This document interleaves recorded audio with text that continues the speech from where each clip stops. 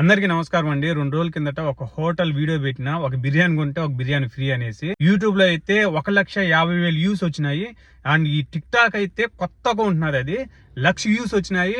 And Instagram లో అయితే 25,000 నుంచి 30,000 దాకా వ్యూస్ అయితే వెళ్ళినాయి. అవి కొన్ని అనివార్య కారణాల వల్ల అయితే ఆ వీడియోస్ అయితే డిలీట్ చేయడం జరిగింది. కానీ ఈ వీడియో పెట్టడానికి గల కారణం ఏంటంటే, నన్ను నమ్మి చాలా మంది అడిగిపోయినారు. కొంతమందికి దొరికింది, కొంతమందికి దొరకలేదు. ఫుడ్ అయితే దొరకని వాళ్ళు నన్ను బ్యాడ్ కామెంట్ చేయడం గానీ, పర్సనల్ గా ఫోన్ చేసి తిట్టడం గానీ అయితే జరిగింది. ఆ ఫుడ్ ఎవరికెవరో దొరకలేదో నా తరపు నుంచి ప్రతి ఒక్కరికి ఐఎమ్ రియల్లీ సారీ. కొత్త రెస్టారెంట్ కదా, వాళ్ళు మినిమం 250 నుంచి 300 మందికి ఎక్స్పెక్ట్ చేసినారు. కానీ అంతకు మించి 500-600 మందికి పోయేతలకి వాళ్ళ వల్లే కాలేదనమాట.